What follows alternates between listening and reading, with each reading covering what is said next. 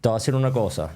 Desde el primer instante en el que se me mencionó a mí el señor Miguel Sánchez y que iba a estar en nuestro episodio, estaba muy emocionado. Un placer tenerte aquí, brother. De verdad que espero que podamos plasmar todo lo que llevamos ya conversando detrás de cámara. ¿Cómo estás? Pues muy emocionado, la verdad. Muy contento y agradecido por estar aquí junto a vosotros. Gracias por hacer este tipo de espacios porque hacéis mucho bien a la sociedad, de todas las personas que puedan escuchar todo vuestro contenido. Y nada, con ganas. Me encanta. Tenemos un ritual amargo aquí. Sí. Miguel, la primera que siempre hacemos y tratamos de como que set the tone, poner el tono del episodio. ¿Quién eres? No me puedes decir ni profesión, ni qué te gusta hacer, ni nada. ¿Qué te define como persona?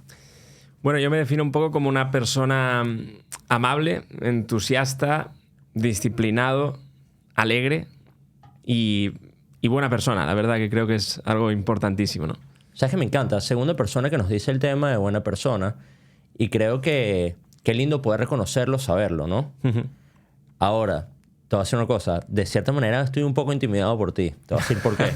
Señor autor de libro, ¿pensaste en algún momento de tu vida o en qué momento? Porque, a ver, gran hazaña, gran logro. ¿En qué momento tú dijiste, oye, o sea, no solo esto es como que una realidad, sino voy a hacer esto? Porque no es una cuestión fácil. No lo es.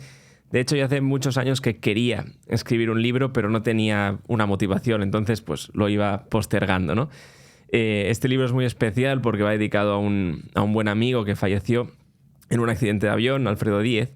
Y la última cosa que hizo él conmigo fue regalarme un libro, el último día que nos vimos, ¿no? Y justo un día después de la noticia, Chris y yo yéndonos a Málaga a hacer una formación a un grupo de hospitales, pues surgió, ¿no? Fue como una revelación, ¿no? Quizá mi misión era escribir el libro y seguir con el legado de una persona que tenía un gran propósito y un gran corazón. ¿No te pareció, cómo te puedo decir, paralizante la idea de hacer un libro? Sí, en cierto modo sí, ¿no? Porque, bueno, es una responsabilidad. Al final es una responsabilidad, pero me dejé llevar mucho por mi corazón, ¿no? Por la parte del gran porqué que tenía este libro, ¿no? Que era ayudar a las personas a sentirse un poquito mejor, al menos, cuando terminen de leer este libro y dedicarlo, ¿no? Y honrar a una persona que nos ayudó mucho cuando llegamos a Estados Unidos y que realmente, pues bueno, debemos continuar un poco con su legado y los principios que él llevaba a la praxis, ¿no?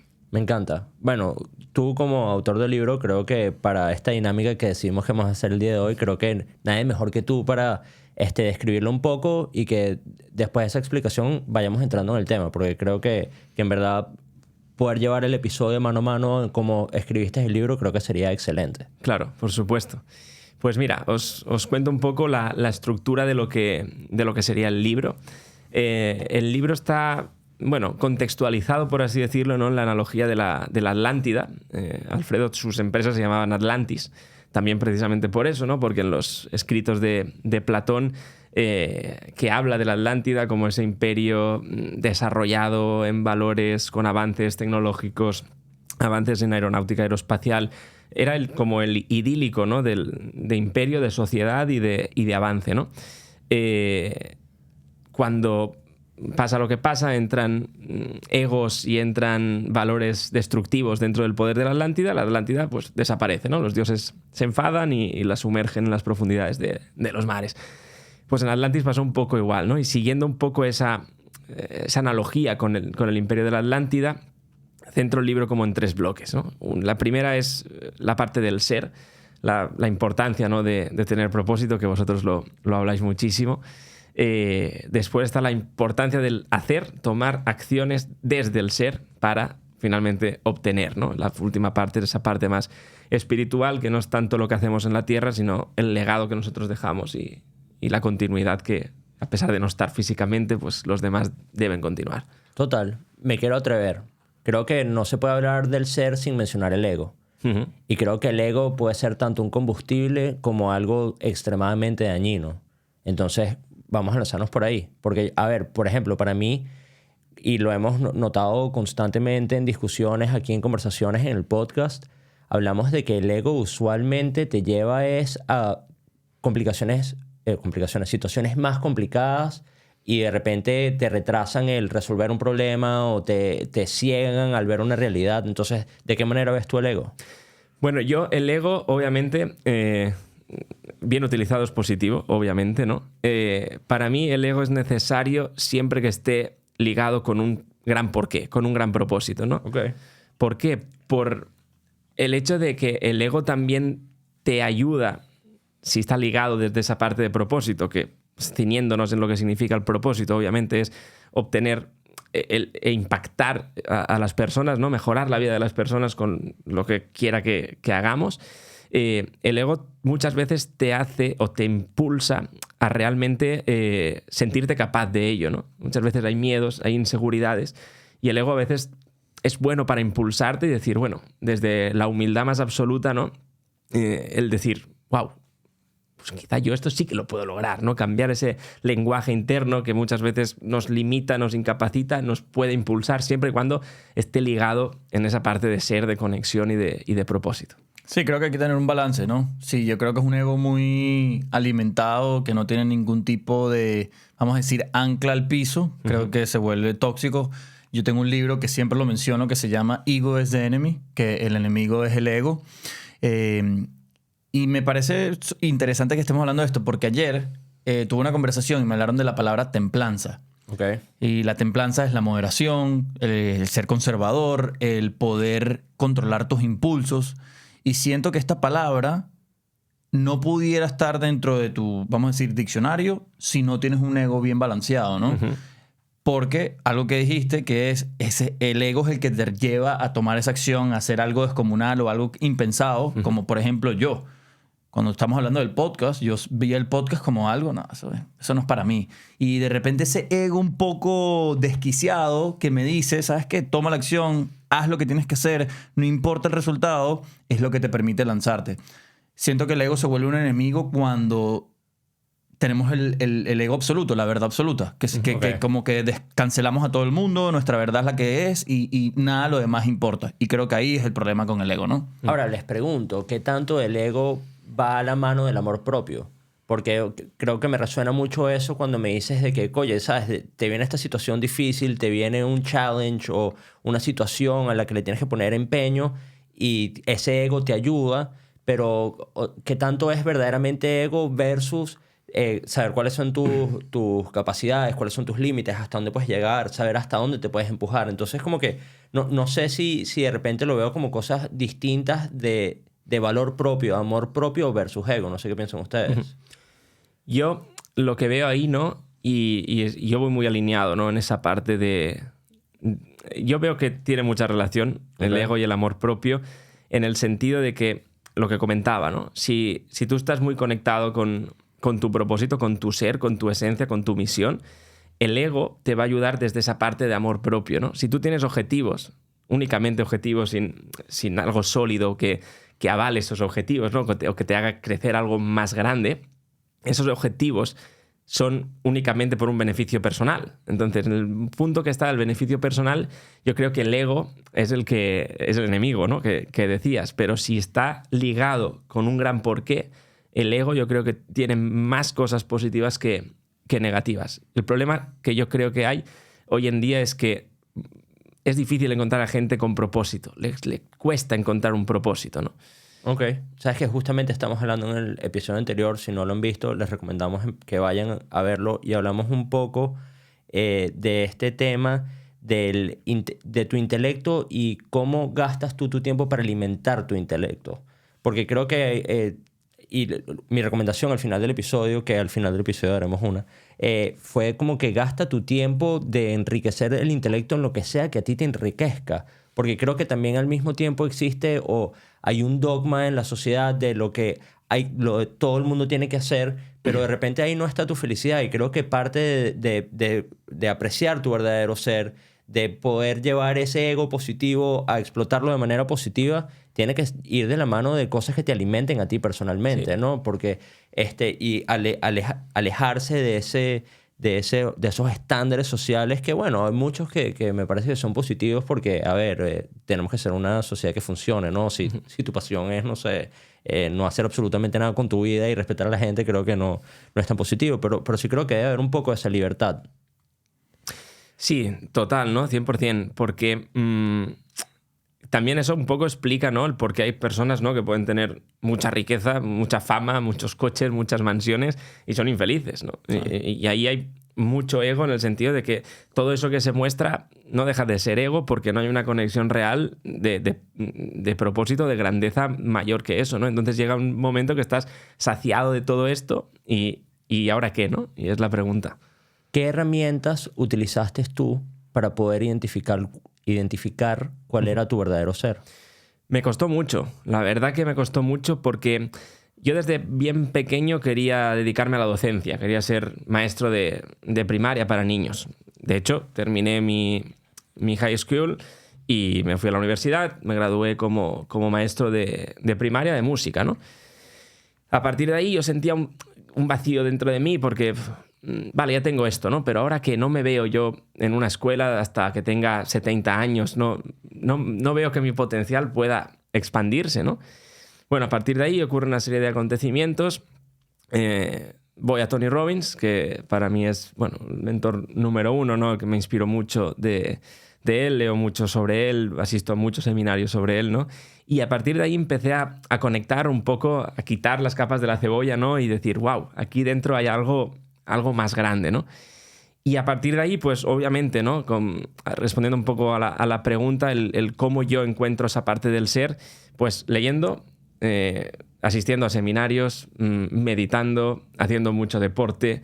Yo no hacía deporte, yo no meditaba, yo no leía. Entonces, al final, estas cosas que nutren el alma no las estás haciendo, ¿no? Te alimentas mal. Y al final ese conjunto de hábitos te generan un nivel de energía y ese nivel de energía no te deja ir más adentro, ¿no?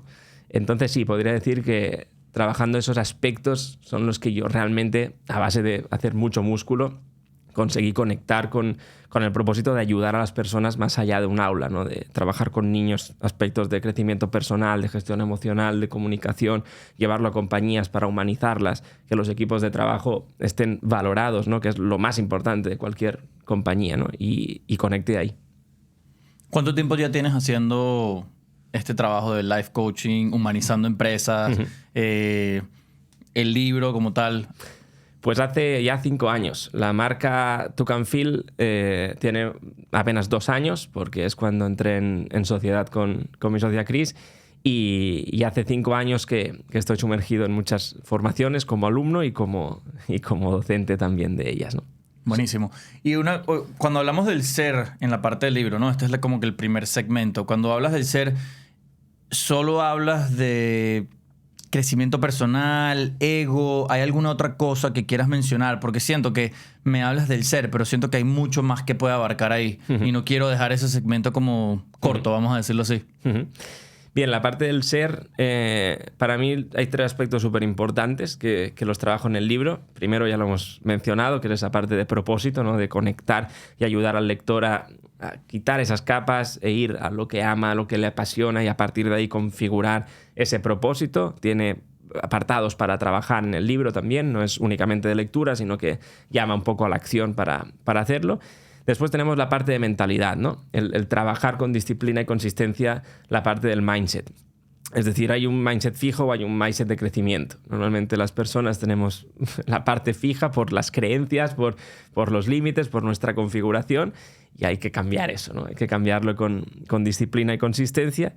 Y el tercer pilar para mí fundamental, que viene a raíz de este, es el tema de los hábitos. Cómo haces una cosa, las haces todas. Y al final, si eres disciplinado en el deporte, serás en el negocio, serás en la pareja, serás en la familia y lo serás en todo. Bueno, para mí, esto del crecimiento, esto del poder conseguir esos nuevos hábitos o poder sacar esa... Yo le llamo la armadura oxidada. No sé si conozcas ese libro. No. El caballero de la armadura oxidada. Y tú llorando y con mucho dolor es que tú puedes ir soltando. ¿Y cómo se llama la parte del casco de un caballero que es como la hebilla? La visera. Y cuando empiezas a llorar o con suficientemente dolor, es que yo siento que yo he podido entrar en esa mentalidad de que, mira, ok, tiene que haber algún cambio, tengo que buscar una acción para yo poder salir de esto. ¿A ti te sucedió lo mismo o fue que de repente no te dolió tanto? Porque yo creo que hay mucha gente que también está buscando como que ese crecimiento, vamos a cambiar los hábitos, voy a ser esa persona soñada o mi héroe, sin pasar por una etapa turbulenta. Y yo siento que mi mayor crecimiento fue cuando más turbulento lo pasé. Eso sí, también fue en el momento que dije, esto se acabó, hay que tomar acción, yo sé que lo que viene es fuerte, pero si no empiezo ahorita, como muchas personas a los 50 años dicen, mira, ¿sabes qué? Yo ya no voy a cambiar, yo ya me entregué, este es mi destino y yo acepto mi realidad, ¿no? Total, ¿no? Y es curioso porque las primeras formaciones o conferencias que impartía siempre decía lo mismo, decía precisamente eso, ¿no? Soy ejemplo de que no he tenido que sufrir una situación dramática o extremadamente dura fuera de las cosas que cualquier humano puede tener, ¿no? Para aprender estos conceptos y poderlos llevar a la práctica. Se trata de ser vitamina y no el antibiótico, ¿no? No necesito enfermar para tomar un antibiótico y estar bien, sino tomar mis vitaminas para mantenerme bien en condiciones normales, ¿no? Entonces podríamos decir que tu punto a dar o ese punto de inclinación a que, mira, ok, voy a empezar mi acto fue que no te sentías satisfecho cuando estabas siendo profesor. Sí. Tú dijiste, mira, esto a mí no me va a llenar, yo necesito buscar otra cosa. Sí.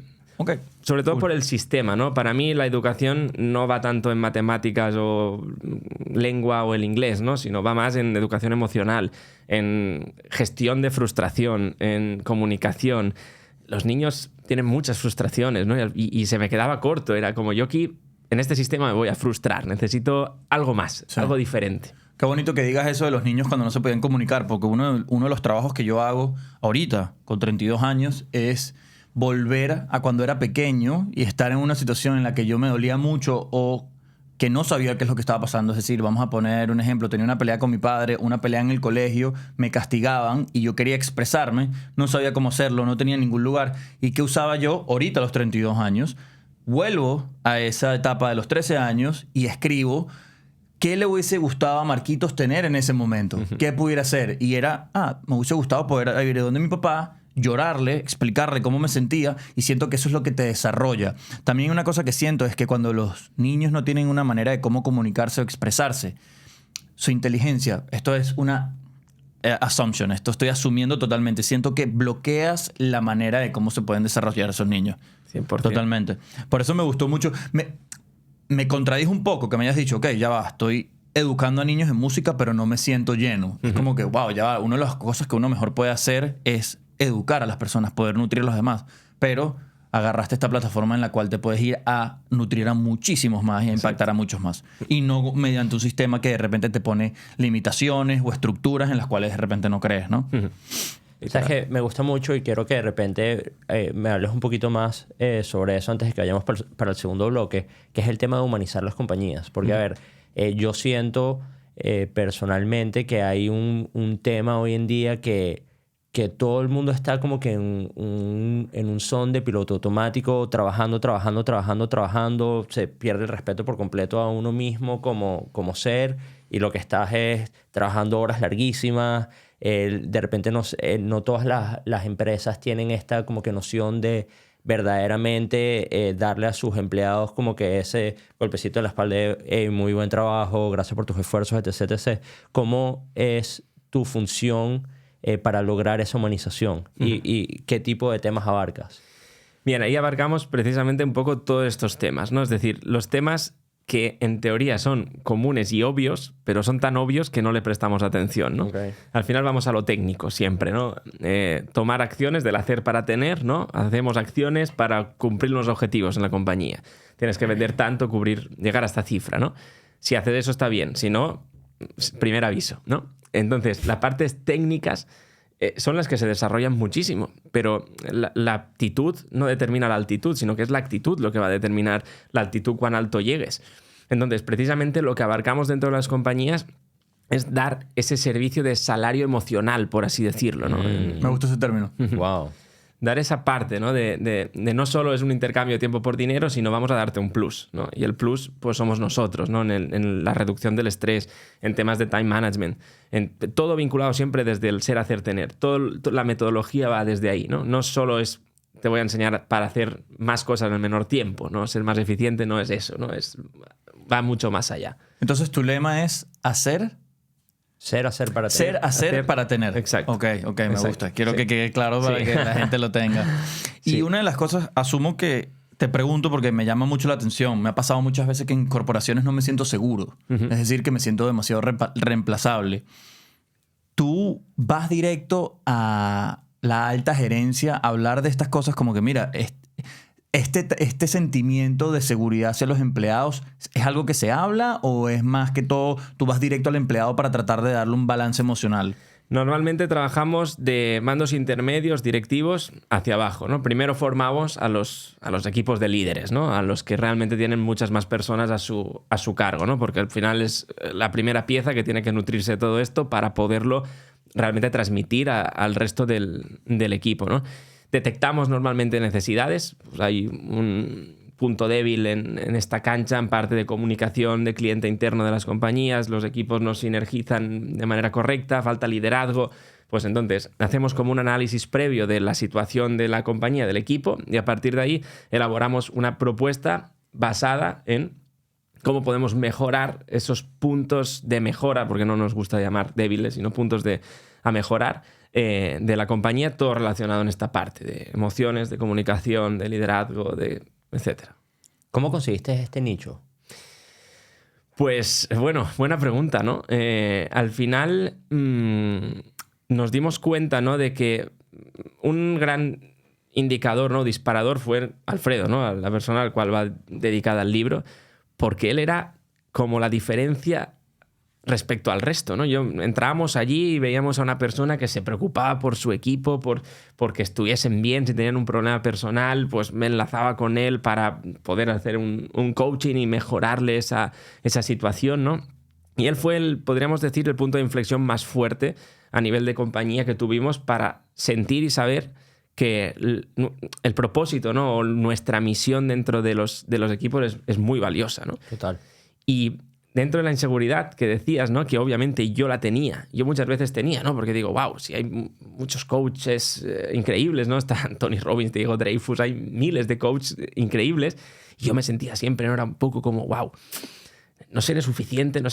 Y con él realmente pude sentir esa seguridad de decir, wow, todo lo que yo le estaba mentoreando a él y trabajando con su equipo tenía un impacto brutal, ¿no? Y a partir de ahí, pues fue como la confirmación de que este nicho es necesario para que realmente el humano crezca y las compañías tengan unos valores firmes y luchen por esa parte de contribución en el mundo también. Ok, creo que perfecto momento para entonces... Alfredo te dio a ti el valor para poder hacer. Sí, 100%. Entramos en el segundo segmento, el hacer. El hacer.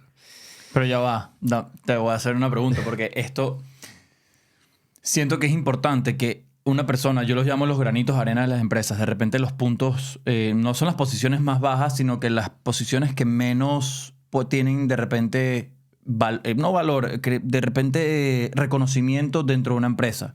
Un servicio al cliente, hagamos una clerk, es decir, la recepcionista.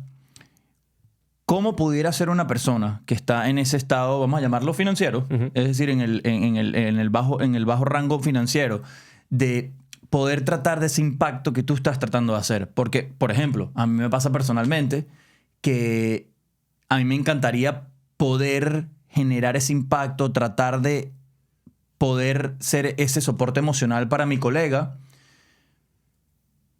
pero lastimosamente me siento como que ¿por qué debo hacer más por una empresa que no hace tanto por mí?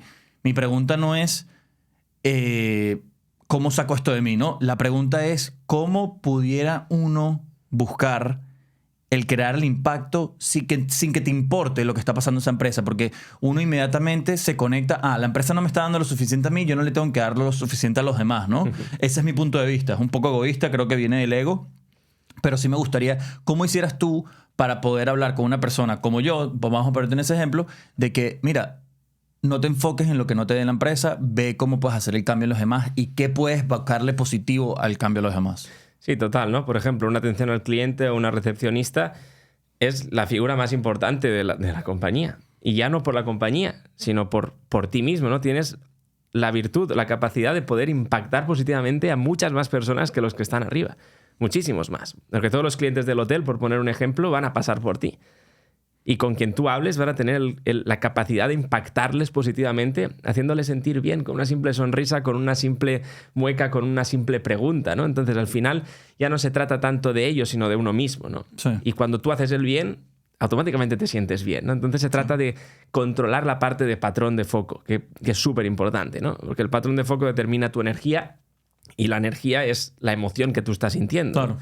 Entonces, dependiendo el patrón donde lo tienes, vas a desencadenar un tipo de sentimientos o emoción y directamente va la acción que tú vas a tomar. Claro. Porque la acción viene sujeta a la emoción que tú estás sintiendo. Si tú estás en peak state, si tú estás alegre, si estás entusiasmado, tus acciones van a tener mucha más probabilidad de ser óptimas que si estás en un estado de rabia, de furia o de tristeza, ¿no? Sí. Entonces, mi consejo sería, punto número 1, hazlo por ti, es decir, haz el bien para realmente tú también nutrirte y crecer con ello, y evalúa también si estás en el lugar correcto. Claro. Porque quizá a lo mejor no es tu lugar y algo mucho más grande te está esperando. Lo digo porque siento que tu nicho, como dice él, es algo que está empezando siento que hace como unos 10 años para acá, 15 años para acá, que está importando mucho la cultura de las empresas. Siento que es algo que importa. Y cuando te hice esa pregunta es porque veo que todavía estamos en una temporada en la cual las empresas ven a los humanos como máquinas. Sí, total. Entonces, por eso quería de repente sacarte algo que de repente quedara con los oyentes de que lo que tú dices, hazlo por ti, no importa. No importa el beneficio, no importa el resultado. Si estás en una empresa que en verdad no te da los beneficios que quieres o no te valoran como tú piensas que te deberían valorar, no lo hagas por eso, hazlo por el impacto que puedes crear en los demás. 100%. Perfecto, buenísimo. Creo que eso también debería ser como que una actitud en términos generales. O sea, como dices tú, de hacer las cosas por ti mismo. Yo creo que a lo que tú accedes para una compañía, lo accedes en el momento de que tú firmas un contrato, de repente por necesidad o algo, capaz no ves todos los parámetros de un empleo, porque bueno, mira, necesito el empleo y después se desencadenan otro tipo de actitudes. Pero yo creo que probablemente una persona que esté con esas actitudes particulares de, mira, si ellos no están haciendo nada por mí, yo no sé nada por nadie más. Creo que eso es una cuestión de personalidad. De repente, que capaz no se arregla con un cambio de lugar también, ¿no? O sea que... No, hay un trabajo, obviamente, ¿no? Sí. Hay un trabajo interno importante ahí que hacer, ¿no? Porque si no estamos en la secuencia únicamente del hacer-tener. Cambio cromo por cromo o cambio lugar por lugar y voy a tener los mismos problemas. Por eso al final va de uno, ¿no? Es decir, vale, yo ahora estoy aquí, a lo mejor tengo que aceptar esta situación por un tema económico, por una necesidad, cada uno tiene su historia, ¿no? Y únicamente él o ella la conoce. Pero mientras esté, tomo la decisión, lo temporalizo, pero yo mientras tengo que hacer un músculo de trabajo interior para realmente sanar todo lo que tenga que sanar. Me ha conectado mucho lo que has dicho de cómo sanabas, ¿no? Tu parte del niño, sí. porque a mí me pasó también. Con Tony Robbins conecté también con eso, ¿no? Y al final se trata de esa parte de introspección, ¿no? Obviamente jamás recomendaré cambiar cromo por cromo, acción por acción, pero sí que hacer una estrategia, y esa es la parte del hacer, ¿no? Tienes que ponerte la estrategia. Si no estás bien aquí, tienes que poner la estrategia con un plazo, con un tiempo, con unos objetivos, con un trabajo que tendrás que hacer, con una disciplina y consistencia que te hará tomar la decisión desde un plano completamente diferente. Total. ¿Sabes qué me parece curioso? Tefi, mi novia, y yo de repente nos conseguimos en una situación que, no sé, estamos tratando con alguien de servicio al cliente que capaz no está en el mejor ánimo. Y el juego es sacarle una sonrisa. Entonces, oye, tienes una persona que está completamente bloqueada al frente tuyo, pero entonces empiezas a maquinar, ok, déjame ver por dónde me agarro para sacarle la sonrisa, no sé qué tal. Y lo logras, y tú ves como la persona se desarma por completo en el sentido que antes de repente estaban bloqueadas, hombros tensos, no sé qué tal, de repente le sacas esa sonrisa y todo baja, todo empieza a fluir un poquito mejor. Entonces, creo que también eso es un buen mensaje, porque no es solo la persona que está detrás de primero ante una empresa, una recepcionista, que de repente te cambia la experiencia tuya por completo, pero también cómo uno se lleva como persona por el mundo, porque al mismo tiempo que no es una empresa, pero eres tú como persona, y ese frente y Y creo que hacer ese esfuerzo es igual de importante que cuando lo haces por un empleo, ¿no? Total, 100%. Voy a contar una pequeña anécdota del viaje viniendo aquí a Miami, que fue bueno, ¿no? Estábamos en el aeropuerto y llevábamos varias maletas para facturar, una de ellas repleta de libros, pesaba demasiado. Bueno, abrimos la maleta, la chica del mostrador estaba bastante seria, bastante ruda, no era muy amable, la verdad, pero al final cambió la tortilla, ¿no? Yo creo que nos vio tan agobiados sacando libros, poniéndolos en la mochila para no pasarnos del peso. Al final, la chica... Yo pongo la maleta encima de la cinta para pesar, ponía 25 kilos, eran 23. La chica me bueno, he visto que son libros, ponla y ya está. Y yo me quedo mirándole, ¿te gusta leer? Digo, sí, me encanta. Y pues son libros míos, te voy a regalar uno. Y le dediqué un libro ahí y la chica estaba, bueno, se puso ultra feliz y lo comentamos, ¿no? Qué bonito fue el decir, wow, un pequeño gesto que has tenido se te devuelve multiplicado, ¿no? Y le cambió completamente el estado de ánimo y fue súper bonito, la verdad que... Y así Así fue que Miguel logró no pagar el exceso de equipaje. Sí. Creo que se nos olvida lo impactante que podemos ser solo con un par de palabras o con un gesto tan pequeño. De verdad, yo creo que a veces uno puede estar como que metido en su cabeza y lo que tú has dicho un par de veces, oblígate a sonreír o oblígate a sacarle una sonrisa a los demás y genera un impacto totalmente diferente. Puede cambiar el transcurso del día. Solo que cuando uno está dentro de su cabeza, yo soy el otro lado. Alejandro es un poco más luz, yo soy un poquito más oscuro. Los dos tenemos luz, pero yo soy un poco más oscuro. Hay que recordarnos de que par de palabras amables o un acto muy pequeño que sea amable hacia una persona que de repente está teniendo un mal día puede generar un impacto increíble. 100%. Hay una frase de la Madre Teresa de Calcuta que me encanta, que es que nadie jamás se acerca a ti sin que al irse se sienta un poquito mejor y más feliz. Y es verdad, ¿no? Y para mí es como un mantra diario porque es verdad, ¿no? Tienes esa capacidad y esa habilidad de, aunque hables 5 segundos con una persona, que se vaya un poquito más feliz. Le puedes cambiar así. Sí. Y ojo, yo creo que, por lo menos en los Estados Unidos, creo que estamos viviendo un momento en el que la sociedad está un poco tensa. O sea, creo que, y creo que culturalmente aquí la gente no es tan abierta, ni como en países latinoamericanos, ni como en Europa, que la gente va por la calle y se saluda. Aquí creo que la gente es un poco más seria. Pero yo creo que tú, con tal de hacer el esfuerzo igual, rompes esa barrera y esa persona... Me pasa con vecinos que ellos jamás en la vida me darían así con la mano. Y yo les hago así, voy pasando en el carro y como que hacen así porque mis vidrios son un poco oscuros. Y cuando ven que los estoy saludando, ¿sabes? Como si estuviesen saludando por primera vez. Pero es que creo que importante para mí, una de los de grandes enseñanzas de hoy es eso.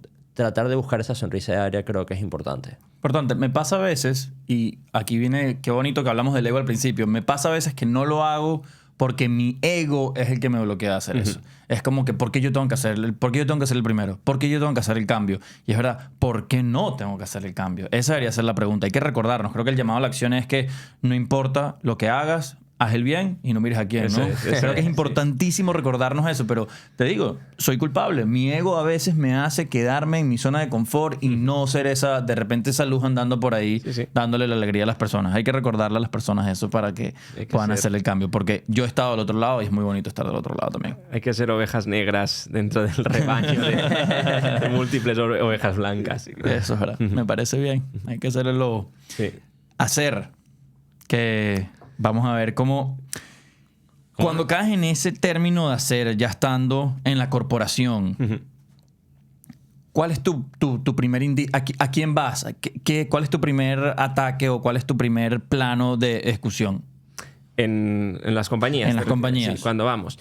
Bien, la parte del hacer es fundamental, tanto a nivel personal como profesional, los valores. Yo creo que es algo que carece mucho hoy en día la sociedad, se está perdiendo mucho. Y es algo que es mucho más importante de lo que nos podemos imaginar, ¿no? Es nuestra carta de identidad, es nuestro DNI. Yo no soy Miguel Sánchez con ese número, sino soy, como he dicho al principio, ¿no? Y al final, la gente, si tú eres eso, la gente lo va a sentir. Porque tú puedes decir mucho, pero después ser lo contrario y no vas a engañar a la gente, ¿no? Pero lo primero en cualquier compañía y el equipo es la parte de valores, que es la parte del hacer. Vamos a hacer desde los valores. decir, trabajamos los valores de la organización, cuáles son los pilares fundamentales de todo lo que hacéis, y después trabajamos los valores personales, obviamente, del equipo, porque el grupo de iguales tiene que ir ligado a los valores de la compañía y viceversa, ¿no? Entonces, ese sería un poco la parte de nicho de entrada, ¿no? Misión, visión, valores de las compañías para ligarlo. Como hacer en función del bien. Sí, 100%. Okay. Es como hacer los cimientos de una casa, ¿no? No podemos ver la decoración o poner la decoración sin la estructura, sin la base sólida. Como la parábola también de los 3 cerditos, ¿no? La casa de paja, de palos, ¿no? De barro era, y la común, ¿no? La de ladrillo. Esa no se cae. Entonces, en las compañías o en las personas es igual, ¿no? Si tú tienes clara cuál es tu identidad en cuanto a valores, sea profesional o personal, porque al final tiene que ir todo de la mano, a partir de ahí puedes tomar acciones que te aumentarán las probabilidades del éxito. 100%. Ok, entonces creo que si agarramos el principio, lo importante, conseguir tu ser, quién eres, cómo eres, para qué funcionas, dónde brillas. Y segundo, ejecutar acciones basadas en valores positivos. Exacto, sí. En el libro se trabaja esa parte de los valores para hacer un análisis interno sobre los valores, sobre la historia que tú te has estado contando hasta ahora, cuál es la nueva historia que tú te tienes que contar, ¿no? Y a partir de ahí tú ya estás capacitado, tienes como un nivel superior ya para tomar decisiones y empezar a seleccionar también dentro de la parte del hacer, que para mí es fundamental, el grupo de iguales, ¿no? No es lo mismo estar hablando aquí una hora con vosotros que estar hablando de chismes en la terraza de un bar, ¿no? Claro. Yo salgo de aquí empoderado a comerme el mundo cuando escucho un podcast vuestro, ¿no? Pues claro, es igual, ¿no? El grupo de iguales hace que tú te conviertas en uno de ellos. Tu estándar sube. Y en el momento que sube tu estándar, ya no quieres otro estándar, ¿no? Ok, pregunta aquí. ¿Qué pasa cuando no estás en una agrupación que no busca tu ayuda o tiene esa idea o esa ideología de que sí hay que hacer una cultura dentro de la empresa? ¿Cómo haces para poder desentenderte de alguien que no comparta tus mismos valores? Porque yo he estado en lugares de trabajo en los cuales el chisme es algo sumamente fuerte, que hay gente que se para de los asientos solo para hablar del chisme. ¿Cómo haces tú como persona que quieres generar el cambio poder bloquear esto? ¿Sabes? ¿Qué buscarías tú? ¿Cómo harías tú como persona? Y no te lo digo como profesional. Asumo que tú como profesional sabes dónde puedes atacar a una organización, pero tú como persona que ya sabes que estás en un ambiente un poco tenso, ¿cómo te pudieras desligar de una empresa? O no desligar, ¿cómo pudieras manejarte en un entorno que los valores no son los que tú compartes? Bueno, si no tengo más remedio que estar en esa situación, ¿no? Si yo voy con mis valores trabajados y, por ejemplo, tengo el valor de la asertividad, ¿no? Que es un valor importante a la hora de comunicar, hay que diferenciar un poco, que creo que es una fina línea, ¿no? Entre sentirse que eres un maleducado por irte de ahí o ser una persona asertiva que realmente está protegiendo su estado emocional, ¿no? Entonces yo creo que en ese aspecto lo importante sería la comunicación, el cómo decirlo. ¿Cómo le digo yo a esa persona o cómo me desligo yo de ese grupo, ¿no? Cuando hablan de algo que no me interesa o que siento que a nivel emocional o a nivel energético me está perjudicando mucho, eso sería in situ en la situación, ¿no? Y posteriormente, al final, pues en la vida vamos conociendo ya a las personas, ¿no? O las situaciones o los grupos, ya vamos decidiendo dónde queremos estar más, ¿no? Y Alfredo eso lo decía mucho, ¿no? Él quería siempre rodearse de personas que no hubiesen chismes, que fuesen todo de crecimiento, que sean todo el aumentar su estándar, el mejorar, el seguir evolucionando en todos los aspectos, ¿no? Es clave, entonces, buscar rodearte de iguales. Es sumamente fundamental. Una cosa que yo hago para los oyentes es que me pongo audífonos noise cancelling. Cuando veo que va a empezar la situación, que de repente se paran a hablar de esto, de lo que está sucediendo, hay lastimosamente en mi empresa, hay mucha envidia porque son dos ramas. Está el headquarter en Tennessee y estamos en Pómpano. Y en Pómpano es como que esta rama pequeña. Y hay ciertos beneficios de un lado y no hay ciertos beneficios del otro.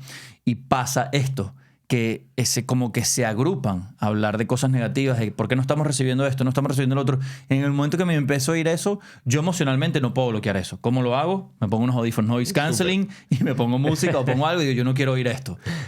Por eso te hago ese tipo de preguntas, porque a mí me gusta mucho el llamado a la acción, pero algo tangible, ¿sabes? Algo que en verdad yo pueda hacer, porque a veces se puede aplicar las tuyas, pero si tú emocionalmente o conscientemente no estás en ese lugar, lo que nosotros digamos puede entrar por un oído, puede salir por el otro. Por eso también me gusta a veces caer como en esas cosas vamos a decir, un poquito más coloquiales. Como, mira, ¿sabes qué? Ponte unos audífonos, bloquea eso y enfócate en lo que te puedes enfocar, ¿no? Ahí está. La clave ahí está en la parte del enfoque, ¿no? Si tú entras en tu comunicación intrínseca a criticar también o a juzgar la propia situación, realmente estás también bajando tu energía, ¿no? Entonces se trata de seleccionar muy bien dónde está tu patrón en esa situación, ¿no? Y ponerte esas fundas mentales, ¿no? Porque fundamental, me gusta mucho esa palabra porque la utilizo como una funda mental, ¿no? Lo que es importante para mí, digo, una funda para mi mente y me protejo de la lluvia, ¿no? Y de todo lo que pueda venir. Total. Me gustó también mucho lo que dijo. Yo inmediatamente veo esa acción como algo negativo, ni lo juzgues. O sea, si es algo que no te quieres, si no quieres interactuar con eso, pues busca otra avenida, ¿no?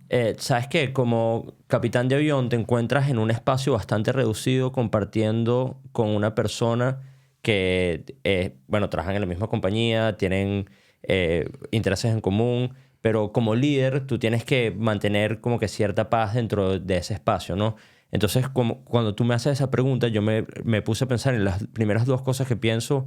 Uno, tienes que liderar basado en el ejemplo que tú das como empleado. O sea, creo que no participar en el chisme o de repente, mira, tenemos este tiempo en donde no estamos tan ocupados, vamos a ver cómo de repente podemos optimizar esto o vamos a conversar cómo de repente podemos tener mejores respuestas a empleados ante ciertas situaciones. Creo que uno liderando, por ejemplo, creo que es muy importante. Y la segunda cosa es el tema de la comunicación. Esto me ha pasado más en un ámbito social que profesional, pero una persona que nos escucha, Antonio, él es una persona que de verdad rechaza mucho el tema del chisme.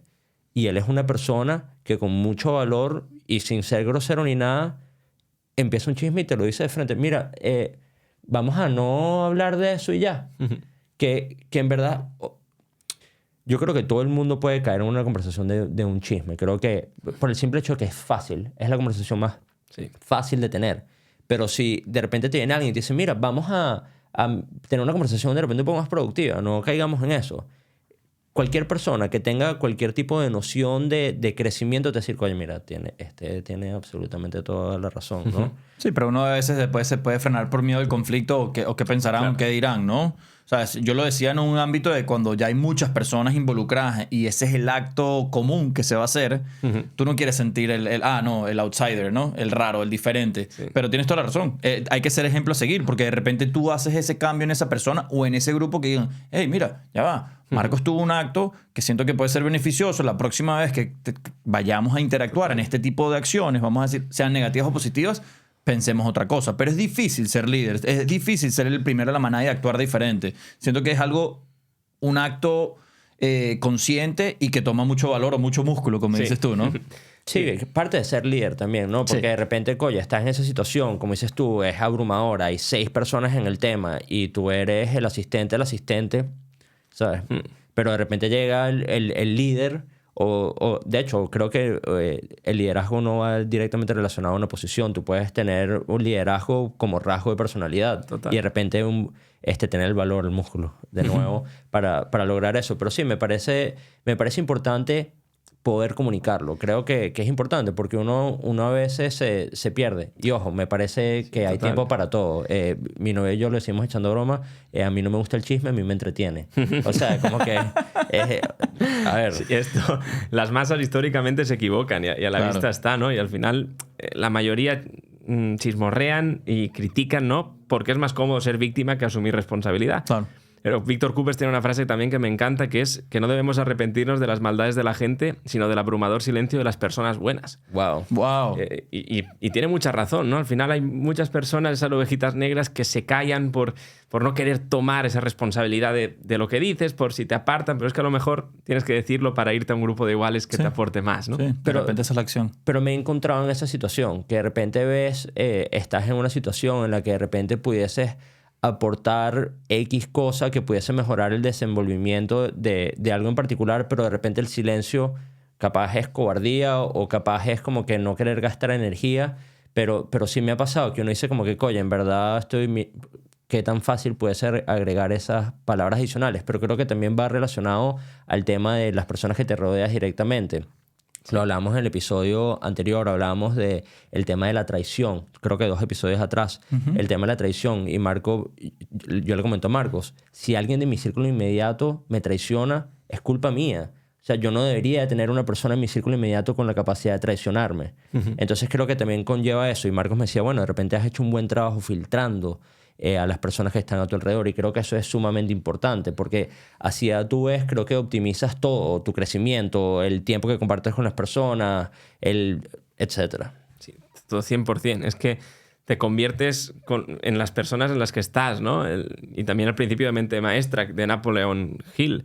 Es decir, cuando se juntan talentos, ¿no? O personas con un estándar o con un patrón muy determinado, al final la sinergia y el aprendizaje que surge de ahí es extraordinario, ¿no? Se multiplica automáticamente ahí, ¿no? ¿Qué le sugirieras a las personas, perdóname Marcos, qué le sugirieras a las personas para lograr o llegar a ese momento de poder rodearte, capaz no de iguales, porque capaz la meta es rodearte de gente que esté más elevada que Claro, tú? sí, por supuesto.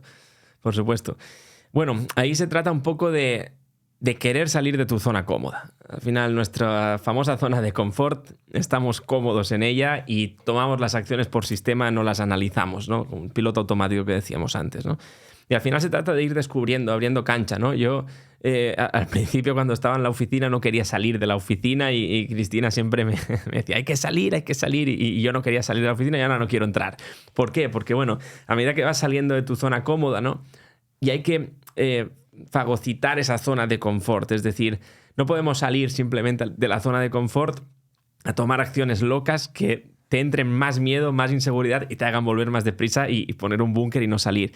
Sino se trata de ir poniendo pequeñas acciones que tu mente no se dé cuenta del todo, por así decir, por entendernos, ¿no? Que está saliendo y al final esa zona de confort se vaya haciendo más grande. Que lo que para mí anteriormente era salir de la zona de confort a años luz, ahora mismo es mi zona de confort. Correr 20 kilómetros ahora es mi zona de confort. Antes no lo era. Pero a base de entrenamiento, de 5 a 6, 6,5 a 8, a partir de ahí eso forma parte de tu zona de confort, ¿no? Entonces, teniéndome un poco la pregunta, yo animaría a las personas, ¿no? a hacer pequeñas acciones, que no sean acciones grandes ni locas, sino pasitos de bebé para realmente conseguir un resultado fuerte, ¿no? O acercarte a personas que te puedan nutrir e impulsar para conseguir tu propósito, ¿no? Unos pasos fríamente calculados. Sí. Y algo que quería agregar a la conversación de antes del chisme o las cosas negativas, que a mí me encantó. Nosotros hicimos una lista de las 50 cosas que reflejan la filosofía de los estoicos. Y una cosa que a mí, esa todavía la tengo de ceja a ceja, es tenemos el derecho a no opinar. Qué importante es no opinar, pero yo toda una vida pensé que teníamos que dar nuestra opinión, que teníamos que hablar. Uno de los trabajos más fuertes que yo he hecho en mi vida es el aprender a quedarme callado. Y ese de no opinar siento que es clave. Pero caemos en lo que dicen, ¿no? Si no alzamos la voz, de repente esa oveja negra que puede hacer el cambio, esas voces se disminuyen, como dijiste, con... Total. Hay una cosa que a mí me cambió mucho mi enfoque, ¿no? Y me hizo un avance brutal realmente en mi persona, ¿no? Que son las 6 necesidades humanas que trabaja Tony Robbins, ¿no? Hay 2 espirituales y 4... que las denominan básicas, ¿no? Que es la certeza, la variedad, la importancia, la evolución, la conexión y el crecimiento, ¿no? Yo me di cuenta, ¿no? Que todos queremos cubrir las 6 necesidades, ¿no? Pero dependiendo del orden de importancia que tú tengas, la jerarquía de esas necesidades, tomas acciones. Yo quería opinar y tener la razón siempre, muchas veces, porque mi primera necesidad era sentirme importante. Era la importancia, ¿no? Entonces, bajo el ego, sentirse importante es demostrar que tú sabes sobre ese tema y que tu opinión es la válida y es la buena, ¿no?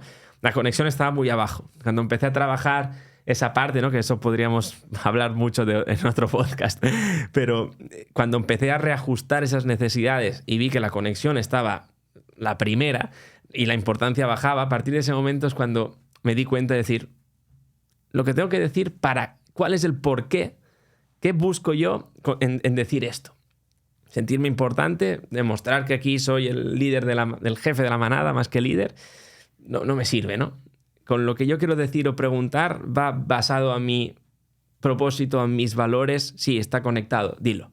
Entonces eso me ayudó mucho. Eso es bonito que lo tengas, pero, por ejemplo, yo soy una persona que el hablar o el tratar de siempre decir algo era para que me vieran, porque en algún momento no me vieron. Entonces siento que muchas personas pueden tener esa tendencia a hablar por ser vistos, para ser aceptados, para que los oigan, para que los escuchen. Pero sí, me gusta que tengas esa ideología. Siento que vienes de un lugar motivador, como que dijiste. No tuviste que tomar antibióticos, sino que tuviste que tomar vitaminas para mantenerte y aún crecer. Que me alegro que hayas tenido ese camino, en verdad. Siento que Alejandro, de alguna manera u otra, también tuvo un camino de llenarse de vitaminas para poder crecer y expandirse. Pero sabes que ahora que lo dices, pensando en el tema de buscar la conexión o el tema de tener la razón, creo que los dos extremos pueden ser no tan positivos. Yo soy una persona que particularmente me veo buscando más conexión que razón, pero siento ahora que lo veo, siento que no es tan positivo por el tema de capaz no buscar confrontamientos. Siento que, como ya dije hoy, el tema de la sociedad en Estados Unidos creo que está un poco sensible, pero creo que también es, bueno, sinónimos, muy poco tolerante. Entonces yo a veces como que ni siquiera quiero tener la razón. Simplemente busco tener la conexión, que mira, que esta persona pueda sentirse bien conversando conmigo cuando yo sé que de repente es simplemente una interacción banal, sin importancia. Pero creo que tengo que recuperar un poco también este tema de no es de tener la razón, pero de repente, mira, decir cuál es la realidad que tengo yo dentro de mí. Sí, obvio, ¿no? Por eso todos queremos cubrir esas 6 necesidades básicas, ¿no? Pero que obviamente dependiendo de la situación en la que estás, pues tendrás que decantarte más a tomar acciones en base a una o a otra, ¿no? Obviamente no se trata de callar y pasar por la vida como un ignorante, ¿no? Total. Obvio, ¿no? Pero es dependiendo un poco del contexto, ¿no? En el que uno se encuentre y el por qué tiene que hacerlo, ¿no? ¿Cuál es la fuerza interna que te lanza para tomar esa acción? Yo vi un libro que todo en la vida tiene que ser casi como cuando manejas sincrónico. Que tienes que saber exactamente cuánto poco de cloche tienes que meter, acelerar un poco, no puedes acelerar de golpe, y es lo que estamos hablando de los extremos, ¿no? O hablo demasiado y me como todo el mundo y no escucho, o escucho demasiado, no doy mi punto de vista, y hay que conseguir ese fine tuning, como dicen los americanos, que es meter el cloche de a poco, acelerar de a poco y siempre estar como que estar en un balance, ¿no? En un balance andando, y uno conscientemente sabiendo cuándo frenarse. Me pasó hace poco. Venía con el tema de las luces y me agoté. Estuve aquí, me acostaba a la 1 de la mañana, me levantaba a las 5 para ver lo de las luces, y yo me lo decía, te vas a quemar, te vas a agotar. Y ahí es cuando me di cuenta, ok, ya va, yo tengo el pedal metido a fondo y no he tocado el cloche, no he cambiado de velocidad, y es algo que conscientemente siento que tenemos que hacer. Hay que ir en tercera, a 2000 revoluciones, tratando de mantenernos en nuestro mejor momento. Sí. Creo que ahorita caemos en la parte espiritual, que yo soy bien apegado a lo espiritual. No siento que soy religioso, pero sí creo mucho en Dios y sí creo también mucho en entregar. Me entrego, permito, sí, a veces caigo en la mala costumbre de querer estar en control, pero me doy cuenta que cuando uno entrega y uno se deja espiritualmente, creo que uno como que para de repelar. Sí, total, ¿no? La parte espiritual yo creo que es la que te hace el avance definitivo, ¿no? Yo quiero decir, al final es el que te va a impulsar definitivamente. La vida no te sucede a ti, sucede para ti, ¿no? Y en el momento que vibras ahí, tienes esa parte de fe, las cosas empiezan a cambiar, ¿no? El significado que le das a las cosas que te suceden cambia. Y significado es igual a emoción. Si yo le doy un significado a algo, eso repercute en una emoción en mí. Si cambia el significado y le doy un valor a ese significado, pues va a cambiar mi punto de vista respecto a muchas cosas, ¿no? Y eso me hizo un avance brutal en el tema del libro, porque en mayo lo terminé aquí, en Estados Unidos. Pasó todo. Nosotros estábamos en España cuando ocurrió, fue en marzo. Volvimos en mayo aquí y me faltaba terminar el libro, ¿no? Y yo, esa parte, ¿no? Que decía, wow, esto es solo el principio, que él tanto me lo repetía y ya se había terminado todo, ¿no? Me fui a correr y saqué todo ahí sí que estaba a 5000 revoluciones corriendo a todo lo que podía, porque necesitaba soltar, ¿no? Soltar toda esa energía contenida que tenía, y al final me vino esa parte espiritual, ¿no? Que es decir, ya no es tanto el imperio lo que tú puedas lograr aquí en tu vida, sino el impacto que tú provocas mientras tú estás aquí. Porque lo físico, lo material desaparece. Si en algo somos todos los humanos iguales, es que nacemos y morimos. No hay nada más igual. Por mucho que quieran decir, no hay nada más igual. Entonces, lo importante está en el impacto que tú generas en las personas, ¿no? El legado que tú debes continuar, ¿no? Con principios, con los valores, con esa parte de grupo de iguales, ¿no? Con el por qué haces lo que haces, ¿no? Cómo quieres impactar y mejorar la vida de los demás. Y al final fue el impulso definitivo de decir, wow, sí, él ya no está, sus empresas ya no están, su familia ya no está, ha desaparecido como la Atlántida, pero su legado sigue, ¿no? Y con este libro se pretende eso, ¿no? Seguir el legado de una persona que más allá de lo que ha conseguido en el plano físico, en la tercera dimensión, hay una quinta dimensión mucho más abundante, ¿no? y de propósito y de inspiración, que es esa parte espiritual. Bueno, fue tanto así que uno de los motivadores para tú crear este libro fue la muerte de... Sí, al final fue ese, ¿no? Se convirtió un poco en el coach del coach. Yo era su coach y él al final fue mentor mío también, porque me inspiró muchísimo. Y cuando pasó eso fue como, no, esta persona no puede dejarse, ¿no? En el olvido. No puede desaparecer. Sí, no puede desaparecer. Tiene que, a quien no lo conozca, que le ponga cara, que lo lea, que le inspire aún sin estar aquí y sea capaz de sentirse mejor, sea capaz de conectar con su misión, con su esencia y realmente impulsarle a tomar acciones desde ahí, desde ese plano de amor, de bondad y de conexión. No se muere quien se va, se muere quien se olvida. Así es. Claro. Es importante. Pero a veces pienso que este tema del legado puede capaz ser un poco abrumador, porque de repente uno piensa en legado y tú me dices legado y uno piensa, bueno, el legado musical que dejaron los Beatles, por decirte algo. Pero yo creo que tú puedes dejar un legado inmenso, súper impactante en 4 personas. O sea, haber sido un excelente esposo, un excelente padre, un gran amigo, un buen socio, un gran amigo, una persona que en el momento difícil te pudo dar las palabras que necesitabas escuchar, y no porque para hacerte sentir bien, sino las palabras que necesitabas para redirigirte. Estefanía siempre dice rejection is redirection, que te rechacen lo que no es más nada sino una redirección para un lugar nuevo. Entonces creo que a veces deberíamos de tomar esa palabra de legado con un poco más de suavidad, ¿no? Porque creo que es mucho más posible y lograble de lo que muchos piensan. De hecho, lo conversamos aquí en uno de los primeros episodios, de cuál quisiéramos nosotros que fuese nuestro legado. Y creo que sí, creo que de cierta manera aquí estamos dejándonos entre nosotros tres unos mensajes súper bonitos de aprendizaje, de crecimiento, y eso es parte de lo que uno deja, ¿no? Sí, yo, por lo que estás diciendo, ¿no? Que tienes toda la razón, ¿no? Cuando uno toma esas acciones, el legado al final es, por así decirlo, ya no es responsabilidad del que lo tiene o lo hace, ya es mía, ¿no? Lo que me aportas tú a mí ya es mi responsabilidad continuarlo, ¿no? Y me ha venido un símil que nosotros trabajamos mucho en la película de Inside Out. Ok, buenísima. Y lo que hace Alegría seleccionando los pensamientos. Pues al final el tema del legado yo creo que es precisamente eso, ¿no? Selecciono de cada persona con la que yo me rodeo aquellas cosas que me empujan, que me inspiran, que eran cualidades increíbles de esa persona, ¿no? Y con los legados de todos, por así decirlo, ¿no? Se genera un camino lleno de luz, abundancia y plenitud, ¿no? Total. ¿Sabes qué me pasa con un amigo? Lo quiero muchísimo. Y hace unos años atrás yo no entendía su vida. Yo decía, yo no entiendo por qué este tipo está como que siempre tan feliz, pero siempre está rumbeando. Y yo decía, ¿cómo vas a estar en tantas fiestas si eso no es ahí? Y después de un tiempo terminé de entender que la felicidad de esa persona, mi felicidad, tu felicidad, la de Marcos, son felicidades distintas. Y para mí el legado que Juan dejó en mí es que tú tienes que hacer lo que te haga feliz. Y si tú eres una persona siendo extremadamente feliz con tal de que no esté haciendo unas acciones dañinas ni para él ni para otros, eso vale oro. Eso es increíble. Eso, poderlo ver. Yo lo veo en Juan, cada vez que lo veo, digo, qué divino. O sea, tú estás con él media hora y sales feliz, sales energético. De repente sus planes o su forma de vivir no es como yo lo vivo, más no significa que yo esté correcto o él esté incorrecto. Y creo que eso también es bonito, poder como que aceptar otras realidades y otros métodos de vivir. Sí, pero y volvemos un poco al principio de la rueda, ¿no? Esas felicidades, ¿no? Individuales de cada uno. ¿Quién es feliz? Quien está conectado. Quien está conectado con su ser, con su propósito, al final, dentro de sus normas internas, de sus gustos, de sus pasiones, de lo que le gusta, lo que le disgusta.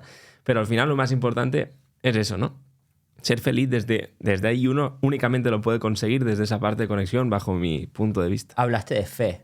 Sí. has tenido fe toda tu vida? ¿A través de qué la canalizas? Bueno, yo siempre he sido, desde pequeño, pues me llevaban a la iglesia, me tomé la comunión, la confirmación, todo. Pero bueno, no he sido tan espiritual hasta los últimos años, ¿no? También por los acontecimientos, ¿no? Esa frase que he dicho antes a mí me ayudó mucho. La vida no me sucede a mí, sucede para mí, ¿no? ¿Qué es lo mejor para mí? Pues quién sabe, ¿no? Quizá lo que pasa es lo mejor para mí, porque sea positivo o negativo, siempre va a ser positivo en el sentido de que al final las cicatrices no te matan, sino te marcan una señal, ¿no? De decir, bueno, lo has intentado, ¿no? Has aprendido, vas a continuar. Entonces, la parte de fe yo la trabajo mucho, sobre todo con la gratitud. Para mí es súper importante el trabajar la gratitud, el agradecer cada mañana cuando me levanto, desde lo más simple de la vida.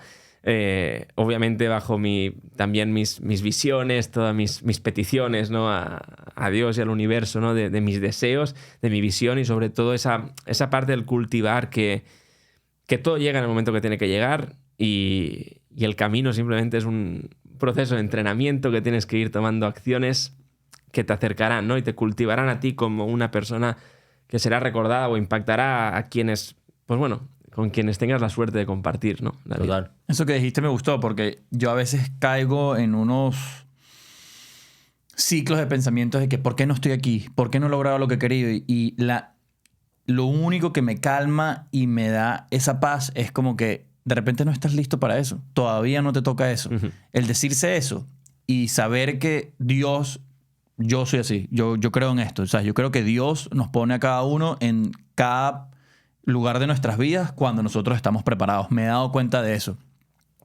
Pero ¿qué impacto genera poder decirte como que, hey, estás corriendo sin la necesidad de correr, todavía no es tu tiempo de obtener, no sé, vamos a decir, el negocio, casarte, los hijos, porque uno se compara, como que, wow, yo tengo 32 años y de repente me comparo con mi primo de 25 años que está en un mejor lugar económico que yo, y digo, a él le tocó eso, a ti te tocó esto, cada quien a su tiempo.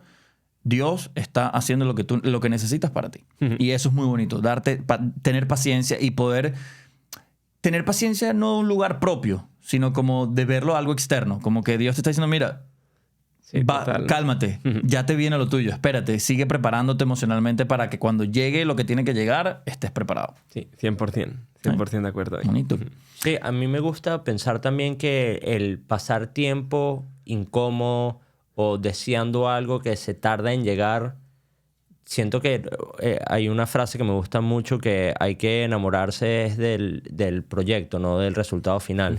Uh-huh. O sea, del camino. Del proceso. Del proceso. Uh-huh. Eso está ahí en un dibujo. Y en el libro. Sí. Bueno. Pero es que es muy real, porque yo siento que una vez se pierde mucho en la meta, lo que quiero llegar. No, qué divino el proceso, qué divino el camino, qué enriquecedor. Nos pasa como seres humanos, queremos muchísimo, no sé, el carro que siempre hemos querido, y lo deseas y trabajas por el carro, y que todo ese esfuerzo, te compras el carro a las 2 semanas, cualquier cosa. Cuando yo me digo eso es lo que me frena, cuando soy paciente, como que ten paciencia, todavía no estás listo para eso. Me da esa calma de poder volver a caer en la rutina y poder aprovechar el día a día, porque uno cae en ese corre de tratar de conseguir todo, y creo que ahí es donde uno se pierde, ¿no? 100%, ¿no? Y nosotros eso lo trabajamos mucho, ¿no? La parte de celebrar los pequeños avances, ¿no? Total. Objetivo, por ejemplo, en el libro, vale, ser bestseller. Sí, es un objetivo, ¿no? Pero yo celebro cada libro vendido. Claro. Cada libro que vendo es una celebración, ¿no? ¿Por qué? Porque es el proceso, ¿no? Y cada uno suma un gran saco de libros, ¿no? Por así decirlo, ¿no? Pero es la parte del proceso, ¿no? De la elaboración, del vivirlo, de experimentarlo, del corregirlo, es lo que le da valor realmente a las cosas que uno posee o obtiene, ¿no? Porque si nos enfocamos solo en la meta o el objetivo, mucha frustración durante el proceso y poco valor al premio recibido, creo yo. ¿Tienes algún llamado a la acción cuando... Bueno, te pregunto. Uh-huh.